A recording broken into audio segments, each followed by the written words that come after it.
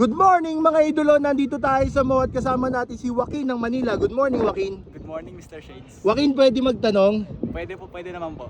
Ilan taong ka na Joaquin? 19 pa lang po. 19. Anong grade ka na? Anong year ka na? College po, first year sa NU Manila po, BSI po.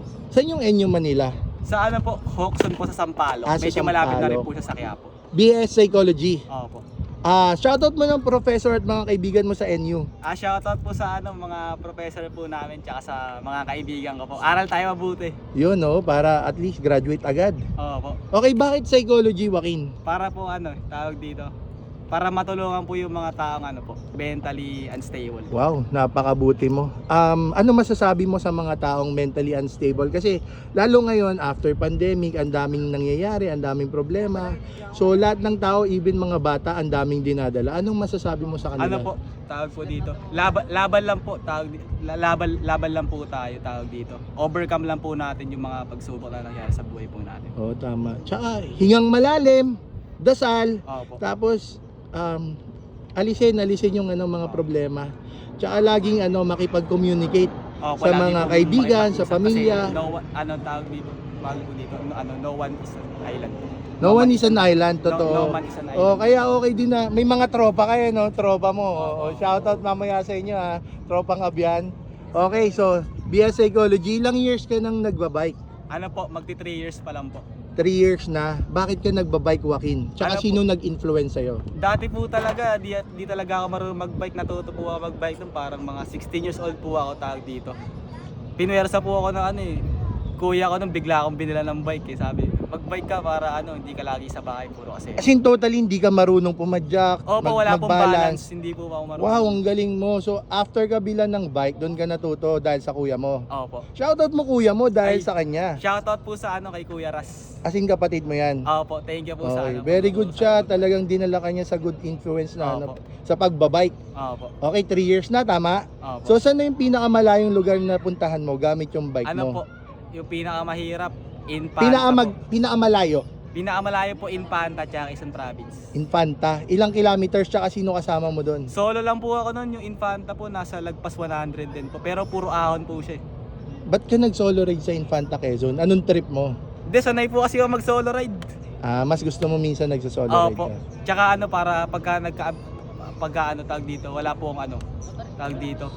Para mas mabilis din po, walang iniintay. Oo, kasi minsan pag marami kayo, yung hintayan tsaka yung aberya, Opo. di mo maiiwasan tapos may mawawala, di ba? Opo. Pero minsan maganda rin may kasama kasi kung ikaw naman maaberya, ikaw naman mawala, at least may support system ka, di ba? Opo, opo. Okay. O sige, saan naman yung pinakamagandang napuntahan mo gamit yung bike mo? Ayun dun po, Infanta po kasi ang gaganda po ng view, medyo malamig din tapos puro puno, ganun. Tsaka kakaiba. Opo, Kasi dito sa Manila, puro building, Usok puro po, semento, usok. Tsaka makapag-unwind ka po dun.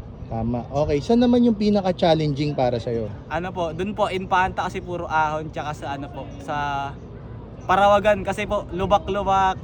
Saan yung Parawagan? Po yung Montalban Rizal po, maikli lang naman, medyo mahaba-haba din po yung ahon pero sobrang tarik po. Kaya medyo mahirap. Opo, nilakad nga lang po namin yung paakyat Okay, after mo mag-ride sa sobrang pagod, saan ka nag-hangout? Po, kain lang po. Tapos, Saan? Paborito ko po kainin pagkatapos mag-bike po yung may mga sabaw po. Ganun. Sabaw. Saan? Sa mga Umami. restaurant? May paborito bang restaurant o kainan? Po, Noodle King lang po Noodle King, saan yun? Sa po, malapit na sa Manila North Cemetery po. Okay. Anong kinakain mo sa Noodle King? Mga siomay soup po, wonton mami, ganun. Okay. Siopaw? Hindi po gaano. Hindi pa ano. Okay. Pares? Yun, pwede rin naman po. Pero Okay. paborito po talaga mami. Kumakarera ka ba, Joaquin? Opo, kaso di naman po ganun kalakas. Saan ka kumakarera? Lang po, C4, tapos yung mga anniversary race po ng Abyan, tsaka sa C5 din po. Kung saan meron? Opo. O sinong idolo mong professional cyclist locally? Sa local po, pinaka-idol ko po talaga si Jude Gabriel Francisco po. Anong team? Victoria Sports po. Bakit mo siya idol? Po, tawag dito, kahit hindi po siya ganong kalaki, sobrang lakas niya po rumimate, malakas umahon. Kumbaga parang po, nasa kanya na po lahat ng trait na Okay. pwedeng makuha. Okay. Sa naman international, sinong idol mo? Siyempre po, wala nang si Pogacar na kagad. World champion. Okay. O sige, mamaya kwentuhan mo kami ng bike details mo ha. May pangalan ba bike mo? Wala po eh. Si Mr. Sagmit na lang. Oo, sige po, sige po. Okay, Joaquin. Good morning, Joaquin. Good morning, Mr. Shane.